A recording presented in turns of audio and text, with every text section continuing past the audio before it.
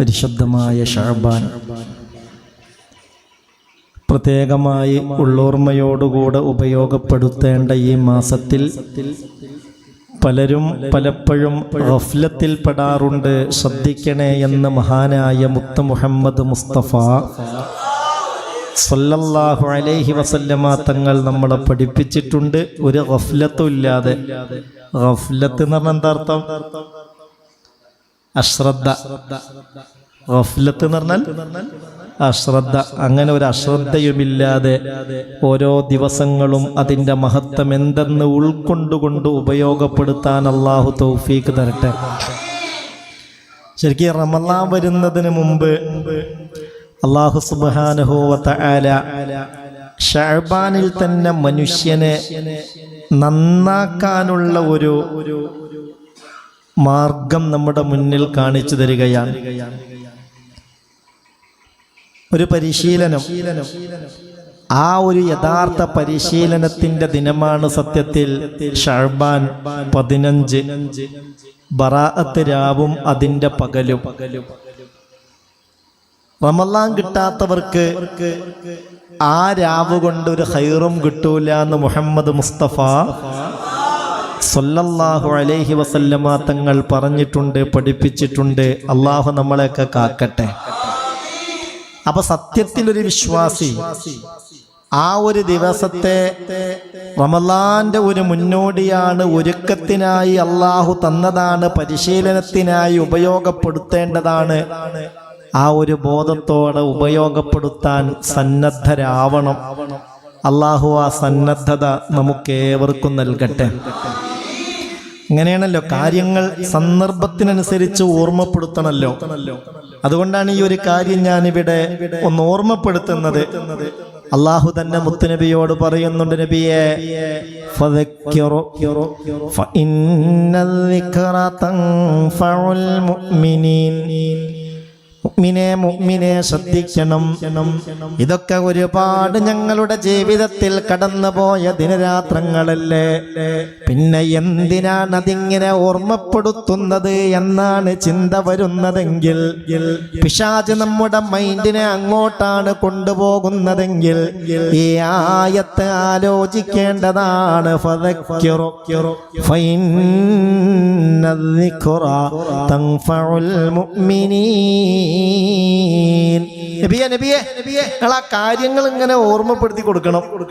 കാരണം ഈ ഓർമ്മപ്പെടുത്തൽ മുഅ്മിനീങ്ങൾക്ക് വലിയ ഫലം ചെയ്യും, ഏറെ ഉപകരിക്കുമെന്ന് അള്ളാഹുവിന്റെ ഖുർആനാണ് പറഞ്ഞിട്ടുള്ളത്. ആ നിലയിൽ പുണ്യപ്പെട്ട ദിവസങ്ങളൊക്കെ വരുമ്പോ ഒന്നൊരുങ്ങനട്ടോ, ഒന്ന് ശ്രദ്ധിക്കണട്ടോ, അത് ഉപയോഗപ്പെടുത്തണട്ടോ, ഇന്നാലിന്ന രൂപത്തിലൊക്കെ ആവണട്ടോ എന്ന ആ ഓർമ്മപ്പെടുത്തൽ അത് ചെറിയൊരു സംഗതി ആണോ? അത് ചെറിയ സംഗതിയല്ല. പടച്ച റബ്ബ് ഉപയോഗപ്പെടുത്താൻ നമുക്ക് എല്ലാവർക്കും തൗഫീഖ് തരട്ടെ. ഐഷ ബീവി റളിയല്ലാഹു അൻഹ പറയുന്നത്, ബറാഅത്തിന്റെ രാവിൽ മുത്ത് റസൂലിന്റെ സുജൂദിന്റെ ദൈർഘ്യം കണ്ട് ഞാൻ വിചാരിച്ചു പോയതാണ് ആ സുജൂദിൽ വഫാത്തായി ഹബീബായ മുഹമ്മദ് മുസ്തഫ സല്ലല്ലാഹു അലൈഹി വസല്ലം. നിങ്ങൾ കേട്ടോ, ഒരാളിങ്ങനെ സുജൂദിൽ കിടക്കുകയാണ്. അപ്പൊ നമ്മൾ അയാളെ ശ്രദ്ധിക്കുന്നു, നമുക്ക് തോന്നി അയാൾ ആ സുജൂദിൽ വഫാത്തായിട്ടുണ്ട്. അങ്ങനെ തോന്നണമെങ്കിൽ എത്ര നേരം സുജൂദിൽ കിടക്കേണ്ടി വരും? സാധാരണ രാത്രി എല്ലാ രാത്രിയിലും റസൂൽ നിസ്കരിക്കാൻ എഴുന്നേറ്റ് നിൽക്കും. റസൂലുള്ളാഹിന്റെ നിസ്കാരം നിർത്തും നീണ്ടതാണ്, റുക്കൂഉം നീണ്ടതാണ്, സുജൂദും നീണ്ടതാണ്. ഇതൊക്കെ ആർക്കറിയാം? നമ്മളെക്കാളൊക്കെ നന്നായി ആർക്കറിയും? ആയിഷ ബീവി റളിയല്ലാഹു അൻഹയ്ക്ക് അറിയാം.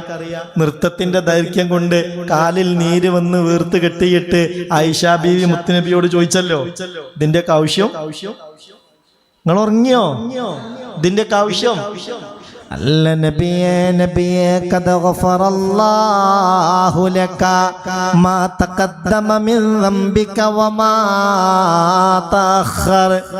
എന്തിനാണ് നബിയേ ഇത്രയും നേരം നിങ്ങൾ ഇങ്ങനെ നിന്ന് പ്രയാസപ്പെടുന്നത്?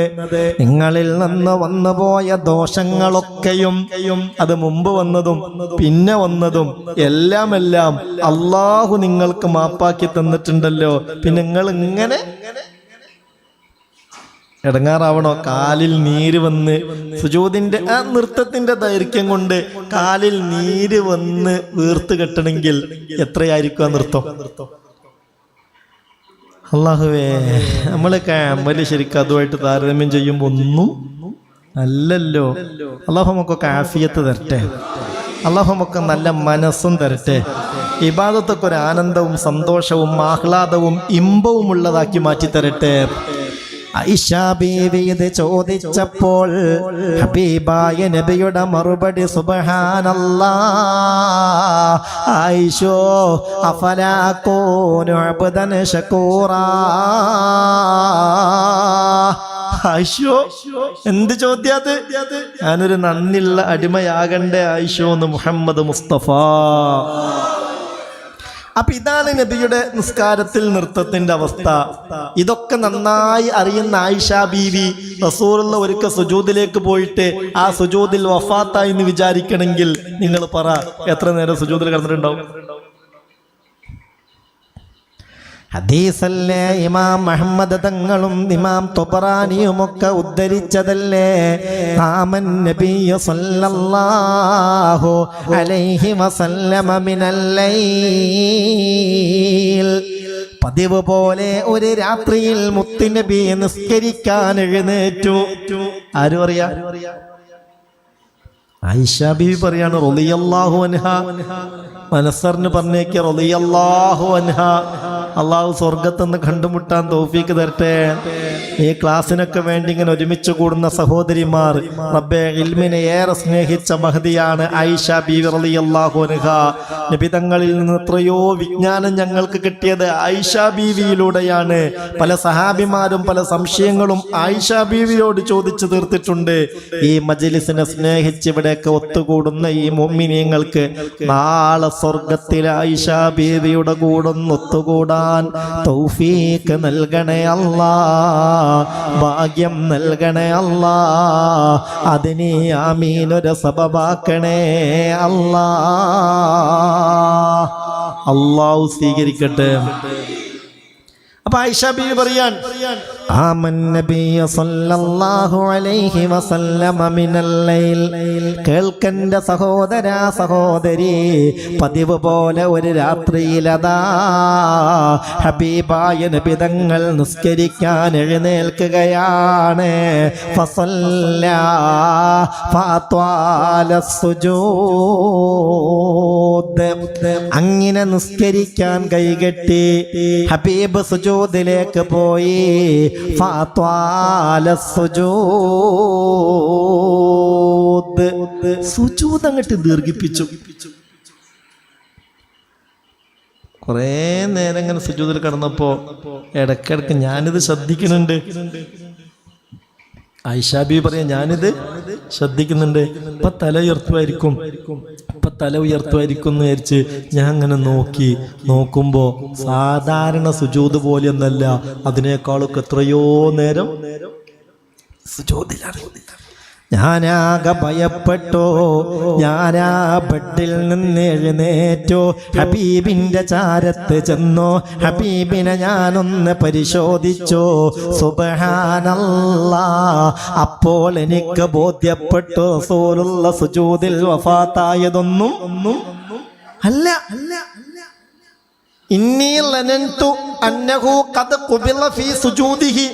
ഉള്ളത് തുറന്നിട്ട് പറയാലോ, ഞാൻ വിചാരിച്ചു പോയിരുന്നു ആ സുജൂദിൽ റസൂലുള്ളാഹ്. അങ്ങനെ ബേജാറായിട്ട് ചെന്ന് നോക്കിയതാ. നോക്കുമ്പോ വിങ്ങിപ്പൊട്ടി കരയുകയാണ് മുഹമ്മദ് മുസ്തഫ. ശബ്ദത്തിലുള്ള കരച്ചിലല്ല, വിതുമ്പുകയാണ്. ഏതായാലും എനിക്കു സമാധാനമായി. സുജൂദിൽ കിടന്ന് കരയാണ്. കരഞ്ഞ് തോരക്കാണ്. എന്നാലും എനിക്ക് സമാധാനമായി. കാരണം ഫാത്തായിട്ടൊന്നുമില്ലല്ലോ. ഞാൻ വേഗം വന്ന് എൻ്റെ ബെഡിൽ കയറി കിടന്നു. ചെറിയ പ്രായല്ലേ ബീവി ആയിഷ റളിയല്ലാഹു അൻഹക്ക്. എന്തായാലും അല്പനേരം കഴിഞ്ഞു.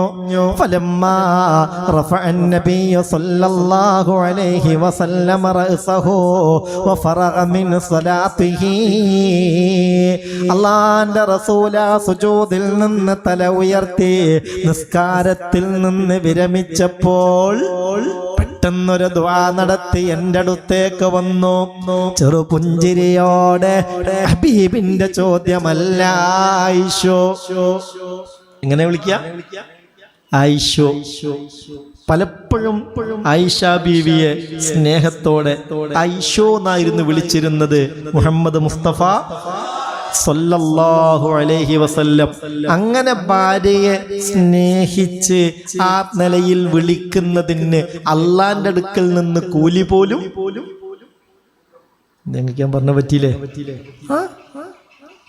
ഒരു ഭർത്താവ് സ്നേഹത്തോടുകൂടെ ഓമനത്വം തുളുമ്പുന്ന രൂപത്തിൽ, സ്നേഹം പ്രകടമാകുന്ന രൂപത്തിൽ ഭാര്യയെ അഭിസംബോധനം ചെയ്താൽ അള്ളാഹുവിൽ നിന്ന് കൂലി കിട്ടും.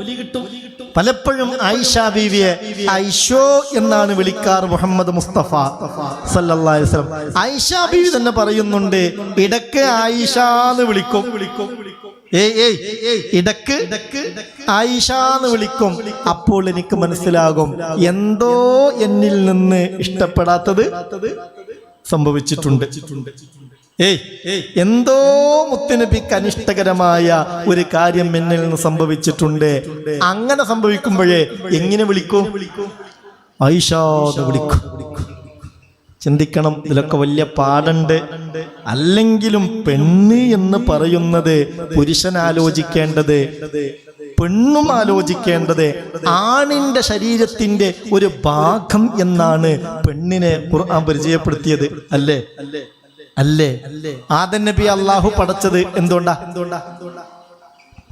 പാറി മനുഷ്യന്മാരെ ആ ഉറക്കൊന്ന് പോയിക്കോട്ടെ. ആദം നബി അള്ളാഹു പടച്ചത് മണ്ണ് കൊണ്ട്. ഹവ്വാ ബീവിയെ പടച്ചതോ?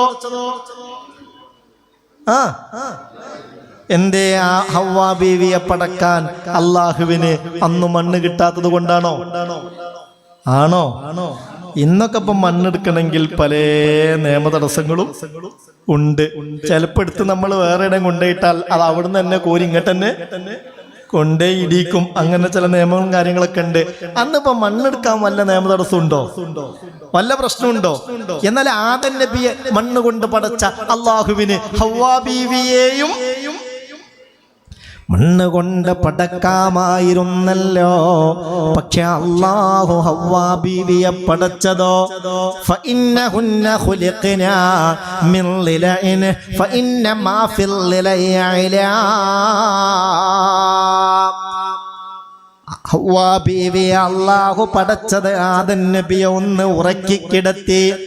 എന്നിട്ട് തന്റെ വാരിയെല്ലുകളുടെ കൂട്ടത്തിൽ ഏറ്റവും മുകളിലുള്ള, ഇടതുഭാഗത്തെ ഏറ്റവും മുകളിലുള്ള ഏറ്റവും വളഞ്ഞ വാരിയെല്ല് കൊണ്ടാണ് ഹവ്വാ ബീവിയെ അല്ലാഹു പടച്ചതെന്ന് മുഹമ്മദ് മുസ്തഫ സല്ലല്ലാഹു അലൈഹി വസല്ലം. റസൂൽ ഒരു കാര്യം പറഞ്ഞു. അതെന്തിനാണെന്നറിയോ? അത് പെണ്ണും ചിന്തിക്കണം, ആണും ചിന്തിക്കണം. എന്തിനാണ് അല്ലാഹു അങ്ങനെ ചെയ്തത്? അത് ലോകത്തെ വലിയ ഒരു പാഠം പഠിപ്പിക്കലാ. ഇന്നമൻ നിസാഉ മിൻ ശഖായിഖിർ റിജാൽ. ഇന്നമൻ നിസാഉ മിൻ ശഖായിഖിർ റിജാൽ. ഈ പെണ്ണെന്ന് പറയുന്നത് ആണിന്റെ ശരീരത്തിന്റെ ഒരു ഭാഗം തന്നെയാണ്. ആണിന്റെ ശരീരത്തിന്റെ ഒരു ഭാഗമാണ് പെണ്ണ് എന്ന് പഠിപ്പിക്കുകയാണ് ജല്ല ജലാലായ അല്ലാഹു. അതൊക്കെ ഉൾക്കൊള്ളാനും കുടുംബജീവിതമൊക്കെ സമ്പൂർണ്ണ സന്തോഷത്തോടുകൂടെ പരസ്പരം അറിഞ്ഞും ഉൾക്കൊണ്ടും മുന്നോട്ട് പോകാനും അല്ലാഹു തൗഫീക്ക് നൽകട്ടെ. അതിലൊക്കെ പൈശാചിക ഇടപെടലുകൾ വരുന്നതിനെ തൊട്ട് അല്ലാഹു കാക്കട്ടെ. അപ്പൊ റസൂലുള്ളാഹി സ്വല്ലല്ലാഹു അലൈഹി വസല്ലമ തങ്ങള് സുജൂദിൽ നിന്നൊക്കെ തല ഉയർത്തി നിസ്കാരത്തിൽ നിന്നൊക്കെ സലാം വീട്ടി ഒരു ദുആവും കഴിഞ്ഞു. നേരെ ആരെടുത്ത് പോയി? ഐഷാ ബീവി റളിയല്ലാഹു അൻഹയുടെ അടുത്ത് പോയി. എന്നിട്ട് ചോദിക്കുന്നു, ആയിഷോ അലനന്തി അന്ന റസൂലല്ലാഹി സ്വല്ലല്ലാഹു അലൈഹി വസല്ലമ ഖദ ഖാന ബികി. അല്ല ഐഷോ, നീ എൻ്റെ അടുത്ത് വന്നു, ചില പരിശോധനകളൊക്കെ നടത്തി തിരിച്ചു പോയത് ഞാൻ കണ്ടു. അല്ല, നീ വിചാരിച്ചോ ഞാൻ നിന്നെ ചതിച്ചു പറ്റിച്ചു? അതായത് നിന്റെ രാത്രിയിൽ കഴിയേണ്ട ഈ രാത്രി ഞാൻ മറ്റേതെങ്കിലും ഭാര്യമാരുടെ അടുത്തേക്ക് പോയി നേറ്റോ നീ വിചാരിച്ചോ? എന്താ മെല്ലെ എൻ്റെ അടുത്ത് വന്ന് ഞാനവിടെ ഉണ്ട് എന്ന് ഉറപ്പുവരുത്തി നീ പോകുന്നത് കണ്ടല്ലോ. എന്തേ ആയിഷോ? അപ്പോൾ പറഞ്ഞു, ലാ യാ റസൂലല്ലാഹ് സ്വല്ലല്ലാഹു അലൈഹി വസല്ലമ, അല്ല നബിയേ, അല്ല, ഒരിക്കലും ഞാൻ ഇന്നങ്ങനെ വിചാരിച്ചതല്ല. നിങ്ങൾ സുജൂദിലാണെന്ന് എനിക്ക് പൂർണ്ണമായ ബോധ്യമുണ്ട്. വലാകിന്നി ലനന്തു അന്നക ഖുബിൽത ലിതൂലി സുജൂദിക യാ റസൂലല്ലാഹ്. നബിയേ, നബിയേ, ഇന്നത്തെ രാത്രിയിലെ അങ്ങയുടെ സുജൂദിന്റെ ദൈർഘ്യം കണ്ട് അല്ലാഹുവാണ് സത്യം, ഞാൻ വിചാരിച്ചു പോയി അങ്ങാ സുജൂദിൽ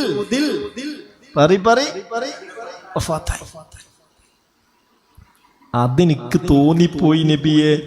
അപ്പൊ എന്താ സംഗതി എന്നറിയാൻ വേണ്ടിയിട്ടാണ് ഞാൻ നിങ്ങളടുത്തേക്ക് വന്നത്. ഹബീബായ നബിതങ്ങൾ എന്നോട് ചോദിച്ചു, ആയിഷോ അയ്യോ ലൈലത്തിൻ ഹാദിഹി, ഏതാണ് ഈ രാവെന്ന് നിനക്കറിയുമോ? ആയിഷോ, ഈ രാവേതാണെന്ന് നിനക്കറിയുമോ? ഖുൽതു അല്ലാഹു വറസൂലുഹു അഅലം. ഞാൻ അദബിന്റെ മറുപടി പറഞ്ഞു, അല്ലാഹു വറസൂലുഹു അഅലം, എനിക്ക് അറിയില്ലല്ലോ. അപ്പൊ പറയാണ്, ഞാന് പതിവ് പോലെ ഇബാദത്തിന് വേണ്ടി ഇന്നത്തെ രാത്രിയിലും എഴുന്നേറ്റു. അപ്പോഴാണ് ഫാത്താനി ജിബ്രീൽ, എൻ്റെ അടുത്ത് ആഗതനായി മഹാനായ മുഖറബായ മലക്ക് ജിബ്രീൽ അലൈഹിസ്സലാത്തു വസ്സലാം. എന്നിട്ട് എന്നോട് പറയുകയാണ്, നബിയേ, ഹാദിഹി ലൈലത്തു നിസ്ഫി മിൻ ശഅബാൻ. നബിയേ, നബിയേ, ഇത് ശഅബാൻ 15ന്റെ രാവാണ് നബിയേ. ഈ രാവ് ശഅബാൻ 15ന്റെ രാവാണ്. ഫഇന്നല്ലാഹ തബാറക വതആല യത്തലിഉ അലാ ഇബാദിഹി ഫീ സമാഇ ദുനിയ. ഈ രാവിൽ അല്ലാഹു ഒന്നാം ആകാശത്തേക്ക് വെളിപ്പെടും, ഇറങ്ങി വരും. അവന്റെ റഹ്മത്ത് പേമാരി പോലെ പെയ്തിറക്കും. ജല്ല ജലാലായ അല്ലാഹു വിളിച്ച് ചോദിക്കുന്നതാണ്, ഹൽ മിൻ മുസ്തഗ്ഫിരിൻ ഫഗ്ഫിറ ലാ. ഇന്നത്തെ രാവിലെ ആരാണ് എന്നോട് പൊറുക്കലിനെ തേടുന്നത്? അവർക്ക് ഞാൻ പൊറുത്തു കൊടുക്കുന്ന രാവാണ് ഇന്നത്തെ രാവ്. ഇതെന്റെ ഓഫറിന്റെ രാവാണ്. അങ്ങനെയൊക്കെ ഉണ്ടാവുമല്ലോ, ഒരു ഷോപ്പാണെങ്കിലും ഒരു ടെക്സ്റ്റൈൽസ് ആണെങ്കിലും ഒക്കെ പലപ്പോഴും ചില ഓഫറുകൾ പ്രഖ്യാപിക്കും. അതിന്റെ വാർഷികത്തോടൊക്കെ അനുബന്ധമായി ഓഫർ പ്രഖ്യാപിക്കും. സത്യത്തിൽ ഖുർആൻ അല്ലാഹു തആല ലൗഹുൽ മഹ്ഫൂദിൽ നിന്ന് ഒന്നാം ആകാശത്തേക്ക് ആദ്യഘട്ടത്തിൽ ഇറക്കിയ രാവ് ബറാത്തിന്റെ രാവ്. ഇന്നാ അൻസൽനാഹു ഫീ ലൈലത്തിൻ മുബാറക. ഒരു ബറക്കത്താക്കപ്പെട്ട രാവിലാണ് ഈ ഖുർആൻ നാം ഇറക്കിയത്. ഇതിന്റെ വ്യാഖ്യാനത്തിൽ മുഫസ്സിരീങ്ങൾ ചർച്ച ചെയ്യുന്നുണ്ട്, ഏതാണ് ഈ പറയപ്പെട്ട രാവ്? ഇത് ലൈലത്തുൽ ബറാഅ, ഐ ലൈലത്തു നിസ്ഫി മിൻ ശഅബാൻ. അൻസലല്ലാഹു ഫീഹാ ജുംലതൻ വാഹിദതൻ മിൻ ലൗഹിൽ മഹ്ഫൂദി ഇലാ ബൈത്തിൽ ഉസ്സത്തി ഫീ സമാഇ ദുനിയാ. കേൾക്കണം, ഇത് ബറാഅത്തിന്റെ രാവാണ്. ഷഅബാൻ 15 രാവ്. അന്നത്തെ രാത്രിയിൽ അള്ളാഹു ഖുർആൻ ഒറ്റയടിക്ക് ലൗഹുൽ മഹ്ഫൂദിൽ നിന്ന് 1-ാം ആകാശത്തേക്ക് അങ്ങിറക്കി. അപ്പൊ ഖുർആൻ ഇറക്കത്തിന്റെ വാർഷിക രാവാണ് ബറാത്തിന്റെ രാവ്. അതുകൊണ്ട് വലിയ ഓഫറുള്ള രാവാണ്.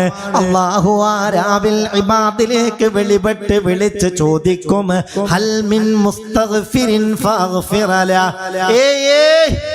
ഇന്നത്തെ രാവിൽ, ഈ രാവിനൊരു പ്രത്യേകത ഉണ്ട്. ആര് മനമുരുകി എന്നോട് പൊറുക്കലിനെ തേടുന്നുവോ അവർക്ക് നാം പുറത്തു കൊടുക്കും. അല്ലാഹ് ആ രാവ് കൊണ്ടൊക്കെ രക്ഷ നൽകണേ റബ്ബേ, പുറത്തു തരണേ റബ്ബേ. ഹൽ മിൻ മുബ്തലാ ഫഉആഫിയഹു. ഇന്നത്തെ രാവിൽ രോഗങ്ങളെ കൊണ്ട് പരീക്ഷിക്കപ്പെടുന്നവർ, സാമ്പത്തികമായി പരീക്ഷിക്കപ്പെടുന്നവർ, ഇങ്ങനെ രോഗങ്ങളും ബുദ്ധിമുട്ടുകളും വിഷമങ്ങളും സംഘർഷങ്ങളുമായി പരീക്ഷണ വിധേയരായി കഴിയുന്നവർ എന്നോടൊന്നും മനസ്സ് പറഞ്ഞാണ്ട് ചോദിക്കുകയാണെങ്കിൽ ഫഉആഫിയഹു, ആ പ്രശ്നത്തിന് ഞാനൊരു പരിഹാരം ഉണ്ടാക്കും. കാണും പടച്ചോനെ. ഹൽ മിൻ മുസ്തർസിഖിൻ സഅർസുഖുഹു. ഇന്നത്തെ രാവിൽ ആരാണ് എന്നോട് റിസ്ക് തേടുന്നത് അവർക്ക് നാം റിസ്ക് നൽകുന്നതാണ്. ഇന്നത്തെ രാവിൽ ആര് എന്നോട് റിസ്ക് തേടുന്നുവോ അവർക്ക് നാം. അവരുടെ ജോലിയും കാര്യമൊന്നുമില്ല. റിസ്ക് തേടുക എന്ന് പറഞ്ഞാൽ മഴീഷത്തിന്റെ വഴിയല്ലേ, ആവശ്യമായ ഭക്ഷണവും മറ്റ് സംവിധാനങ്ങളൊക്കെ കിട്ടലല്ലേ. ഇതില്ലാത്ത ഒരാള് ഒരു ജോലിയാവാതെ വിഷമിക്കുന്നു, പഠനമൊക്കെ കഴിഞ്ഞ് പല PSC എഴുതിയായിട്ട് കിട്ടണില്ല. അപ്പൊ ആ ഒരു രാവിനെ ഉപയോഗപ്പെടുത്തേണ്ട പ്രകാരം ഉപയോഗപ്പെടുത്തി അള്ളാഹിനോട് റിസ്ക് തേടിയാൽ അള്ളാഹു ആ രാവിൽ റിസ്ക് കൊടുക്കും. ഞാൻ പറയുന്നത് അങ്ങനെ ഒരു രാവ് നമ്മിലേക്ക് സമാഗതമാകുമ്പോൾ ഞാനിതൊന്നും അറിഞ്ഞില്ല, എനിക്കൊന്നും ബാധകല്ല എന്നുള്ള നിലയിൽ നമ്മൾ അശ്രദ്ധരാവാൻ പാടില്ല എന്നാണ് ഇപ്പൊ രാവ്. വരുന്ന തിങ്കളാഴ്ച രാത്രി, ചൊവ്വാഴ്ച രാവ്, എന്നാ പിന്നെ അടുത്ത തിങ്കളാഴ്ച പറഞ്ഞാൽ പോരെ? അത് പോരാ. എന്തിന്? ആ രാവ് കിട്ടണമെങ്കിൽ നമ്മളിൽ ഉണ്ടാവേണ്ട ചില ഗുണങ്ങളുണ്ട്. ആ ഗുണങ്ങൾ നിർബന്ധമായും നമ്മളിൽ ഓരോരുത്തരും ഉണ്ടാക്കിയെടുക്കണം. ഇപ്പൊ തന്നെ അതിനു വേണ്ടിയുള്ള ഒരു ഒരുക്കം നടത്താനാണ് അള്ളാഹുവിന്റെ കലാമിന്റെ ഈ വേദിയിൽ ഞാൻ ഇത് ഓർമ്മപ്പെടുത്തുന്നത്. അള്ളാഹു തൗഫീഖ് തരട്ടെ, അള്ളാഹു ഭാഗ്യം തരട്ടെ. മുഅ്മിനെ ശ്രദ്ധിക്കണം. ആരാവും അതിന്റെ പകൽ പിറ്റേ ദിവസത്തിലെ നോമ്പ്, ശഅബാൻ 15ന്റെ നോമ്പ്, ഇങ്ങനെ ഒരു രാവ് അള്ളാഹു തന്നതിന് നന്ദിയായി നോമ്പെടുത്ത് ഇബാദത്തുകൾ കൊണ്ട് ധന്യമാക്കേണ്ട പകൽ, ഇത് രണ്ടും നമ്മുടെ കൂട്ടത്തിൽ എല്ലാവർക്കും കിട്ടണം. അള്ളാഹു തൗഫീഖ് തരട്ടെ, അള്ളാഹു തൗഫീഖ് തരട്ടെ.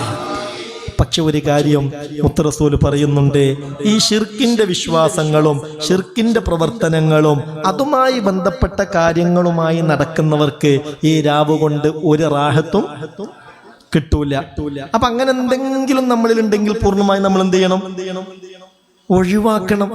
അത് ഒഴിവാക്കിയേ പറ്റൂ. അള്ളാഹു തൗഫീഖ് തരട്ടെ. അതുപോലെ ശ്രദ്ധിക്കണം. മുത്ത് റസൂൽ പറയുന്നുണ്ട്, കുടുംബ ബന്ധം മുറിച്ച് നടക്കുന്നവർ, കുടുംബ ബന്ധത്തിന് വില കൽപ്പിക്കാത്തവർ, ആ സ്വഭാവം നമ്മളിൽ ആരിലെങ്കിലും ഉണ്ടെങ്കിൽ അവർക്കും ഈ രാവുകൊണ്ട് ഒരു ഖൈറും. എനിക്കത് അടുത്ത തിങ്കളാഴ്ച പറഞ്ഞാൽ മതി, കാരണം അടുത്ത തിങ്കളാഴ്ച രാത്രിയല്ലേ. ഞാൻ ഇപ്പോൾ അത് പറയാനുള്ള കാരണം എന്താണെന്നറിയോ? അങ്ങനെയൊക്കെ ചില പ്രശ്നങ്ങൾ നമ്മളിൽ ഉണ്ടെങ്കിൽ, ആ ചേരുവ നമ്മളിൽ ഇല്ലാതെ പോയാൽ, അതായത് കുടുംബ ബന്ധം മുറിച്ച് നടക്കുന്നവരാണ്, അതങ്ങനെ തന്നെ മുന്നോട്ട് പോവാണെങ്കിൽ പൊട്ടിക്കരഞ്ഞ് സുജൂദിൽ കടന്ന് തോരുന്നിട്ട് കാര്യമല്ല. അല്ലാഹു തആല നോക്കൂല.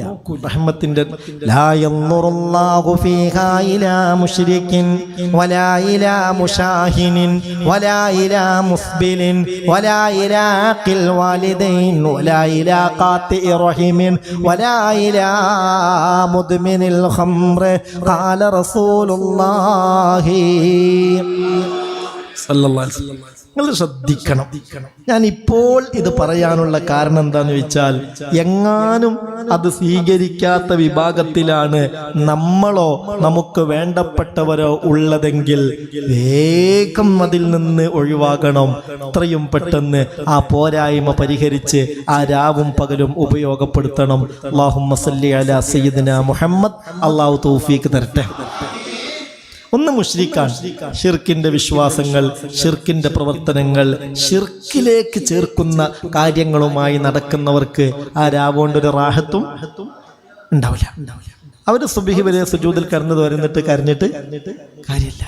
പിന്നെ മുഷാഹിനാണ്. മുഷാഹിൻ എന്ന് പറഞ്ഞാൽ ഹൃദയത്തിൽ ഒരാളോട് ദീനിയായ കാര്യങ്ങൾക്കല്ലാതെ വെറുപ്പ്, അസൂയ, പക, വിദ്വേഷം, പ്രതികാര ബുദ്ധി ഇത് വെച്ച് നടക്കുന്ന ആള്. അങ്ങനെയാണ് എനിക്ക് കിട്ടോ ഇല്ലെന്ന് ഇപ്പൊ തന്നെ ഓരോരുത്തരും എനിക്ക് മറ്റൊരാളോട് ദീനിന്റെ കാരണത്താലല്ലാതെ ഒരണുമണിത്തൂക്കം വെറുപ്പില്ലാന്ന് നെഞ്ചത്ത് കൈവച്ച് സത്യസന്ധമായി പറയാൻ കഴിയുന്ന എത്ര ആളുകൾ നമ്മളെ കൂട്ടത്തിലുണ്ടാവും?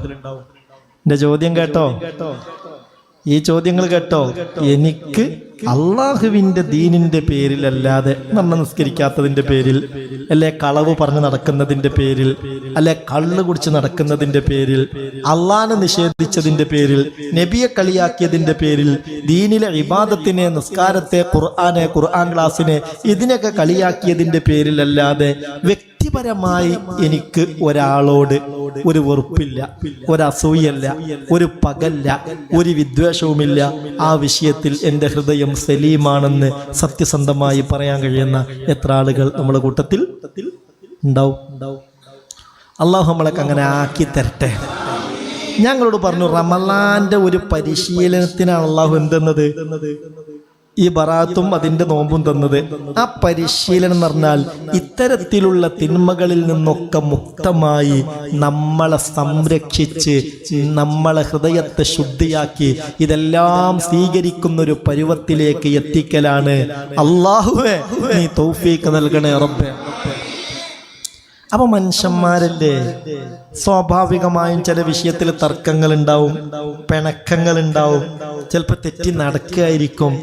എന്തായാലും വേണ്ടിയില്ല, ഈ ദിവസങ്ങളുടെയൊക്കെ നേട്ടങ്ങൾ നമുക്ക് കിട്ടാൻ വേണ്ടിയിട്ട് നമ്മൾ എന്ത് ചെയ്യുക, ഒന്ന് കാണുമ്പോൾ അസ്സലാമു അലൈക്കും എന്ന് പറഞ്ഞ് കൈപിടിച്ച് പുഞ്ചിരിച്ച്, എന്തെങ്കിലുമൊക്കെ ഇഷ്ടപ്പെടാത്തത് എന്നിൽ നിന്ന് പറ്റിപ്പോയെങ്കിൽ അതൊക്കെ ഒന്ന് പൊരുത്തപ്പെട്ട് തരണട്ടോ എന്ന് പറയാൻ മടി.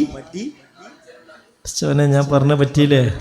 ഉസ്താദങ്ങൾ 1000 സലാത്ത് ചെല്ലാൻ പറഞ്ഞോളി, അതിനെനിക്ക് ബുദ്ധിമുട്ടില്ല. ഖത്മ് നിങ്ങൾ തീർക്കാൻ പറഞ്ഞോളി, അതെനിക്ക് ബുദ്ധിമുട്ടില്ല.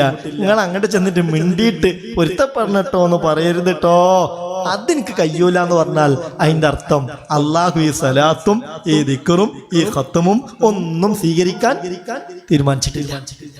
ഇതൊക്കെ അള്ളാഹു സ്വീകരിക്കാനാണ് അള്ളാഹുവിന്റെ തീരുമാനമെങ്കിൽ ഓട്ടോമാറ്റിക്കായി നമ്മൾ ഹൃദയത്തിൽ പടച്ചോനെ റബ്ബേ നന്നാവണല്ലോ എന്നുള്ളൊരു ചിന്ത അള്ളാഹു തആല ഇട്ടുതരും. പറഞ്ഞ മനസ്സിലായോ? ഈ ചില വിഷയങ്ങൾ പറയുമ്പോഴേ ചില ആളുകൾക്കൊക്കെ ഒരു തോന്നലുണ്ട്, അതൊന്നും ഇപ്പൊ എനിക്ക് ബാധകം, അതൊന്നും ഇപ്പൊ എനിക്ക് ബാധകല്ല, അതൊന്നും ഉസ്താദ് എന്നോട് പറയണതല്ല. അവര് ചിലപ്പോ മൊബൈലിൽ ഇങ്ങനെ വോയിസ് കേൾക്കുന്നുണ്ടാവും, വാട്സപ്പിൽ വന്ന വോയിസ് കേൾക്കുന്നുണ്ടാവും, അങ്ങോട്ടും ഇങ്ങോട്ടും മെസ്സേജ് അയക്കുന്നുണ്ടാവും, അവരങ്ങനെ അങ്ങോട്ടും ഇങ്ങോട്ടും നടക്കണുണ്ടാവും. അവർക്ക് തോന്നുകയാണ് ഇതൊന്നും ഇപ്പോ എനിക്ക് ബാധകല്ല, ഇതൊക്കെ നാട്ടുകാർക്കുള്ളതാണ്. അള്ളാന്ന് വിചാരിച്ച ആദ്യം ആ തീരുമാനം മാറ്റണം. ഈ പറയുന്നത് ഒന്ന് ആദ്യമായി പറയുന്ന എനിക്കുള്ളതാണ്, പിന്നെയാണ് നിങ്ങളിലേക്ക് എത്തുള്ളൂ. നമ്മളിൽ ഓരോരുത്തർക്കും ഇത് ബാധകമാണ്. നമ്മളെല്ലാരെയും അള്ളാഹു നന്നാക്കി തരട്ടെ, നമ്മളെല്ലാരെയും അള്ളാഹു സ്വാലിഹ്യങ്ങളിൽ പെടുത്തട്ടെ, നമ്മളിൽ എല്ലാവരുടെയും ഹൃദയത്തെ അള്ളാഹു ശുദ്ധിയാക്കട്ടെ. രണ്ടാളുകൾ തമ്മിൽ ഒന്ന് ഇടഞ്ഞാൽ, ഒന്ന് പിണങ്ങിയാൽ, ഈ രണ്ടാളുകളിലേക്കും ഇലാഹായ റബ്ബിന്റെ ഒരു നോട്ടമുണ്ട്. എന്താ നോട്ടമെന്നല്ലേ? അയ്യുഹും യബ്ദഉ ബിസ്സലാം,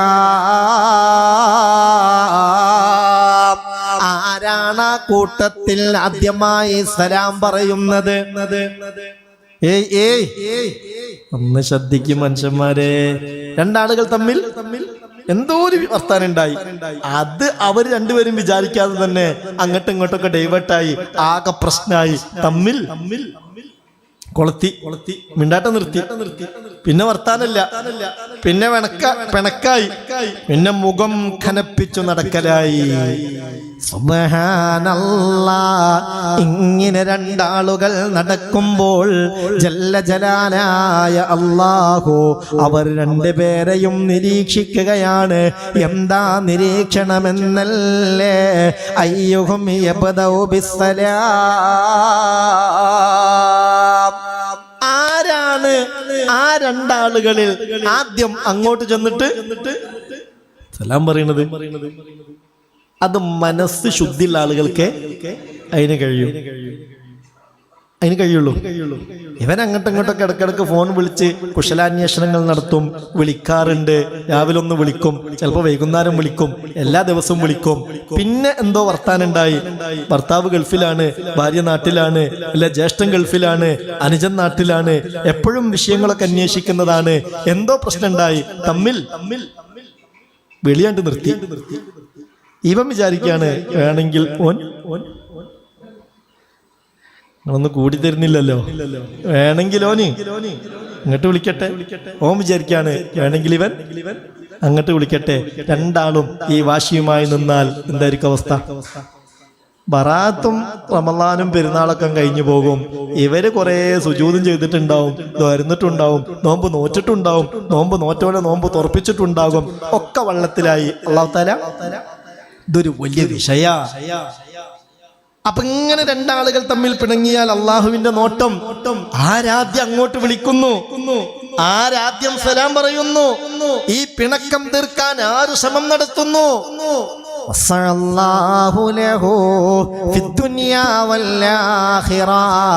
ഇങ്ങനെ മനസ്സ് വിശാലത കാണിച്ച് അങ്ങോട്ട് സലാം പറഞ്ഞ് മിണ്ടാൻ സന്നദ്ധനാകുന്നവനോട് അല്ലാഹു ദുനിയാവിലും ആഖിറത്തിലും വലിയ വിശാലത കാണിക്കുമെന്ന് അഷ്റഫുൽ വറാ നബി മുഹമ്മദ് മുസ്തഫ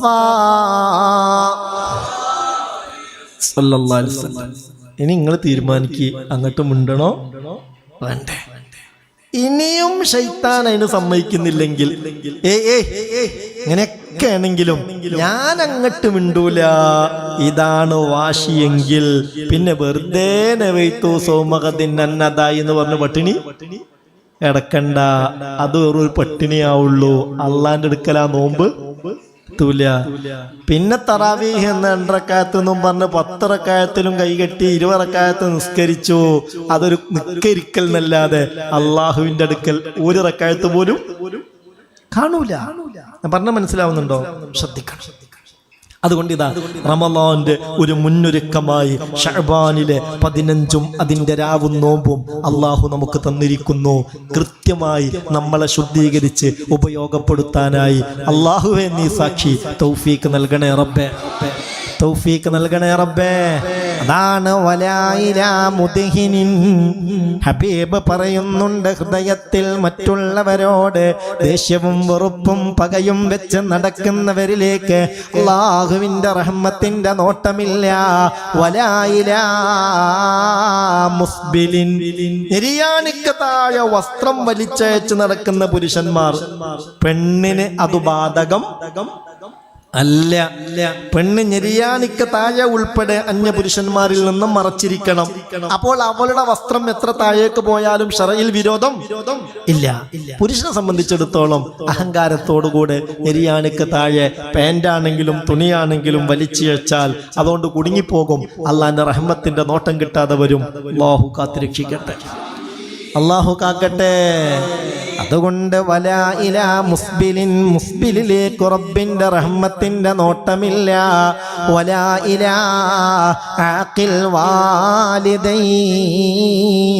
മാതാപിതാക്കളെ വെറുപ്പിച്ച് നടക്കുന്നവരിലേക്ക്. അപ്പെന്ത് വേണം? എന്താ പുണ്യപ്പെട്ട ദിനരാത്രങ്ങളൊക്കെ വരുന്നതിന് മുമ്പ് ഒന്നവരുമായി ഒരു നല്ല ബന്ധം പുലർത്തണം.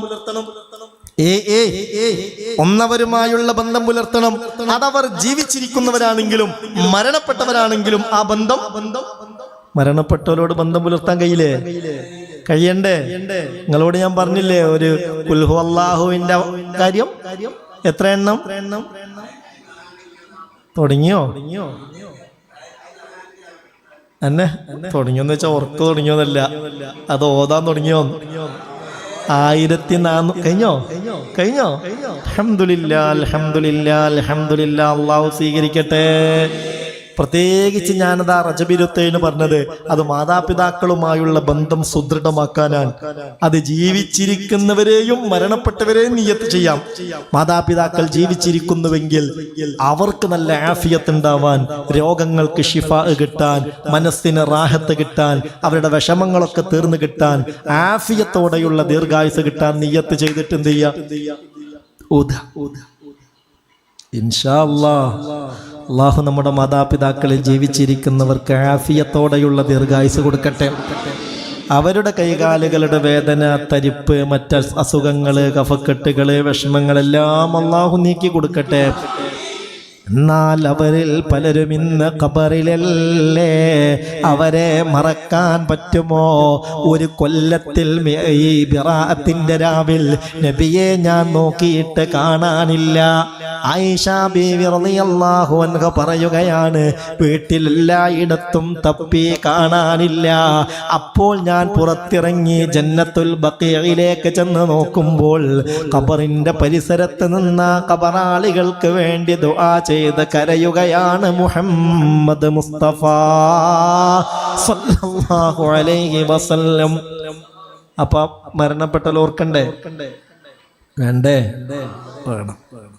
ഇൻഷാ അല്ലാഹ്. അല്ലാഹു നമ്മുടെ മാതാപിതാക്കളിൽ മരണപ്പെട്ടവർക്ക് മഗ്ഫിറത്തും റഹ്മത്തും കൊടുക്കട്ടെ.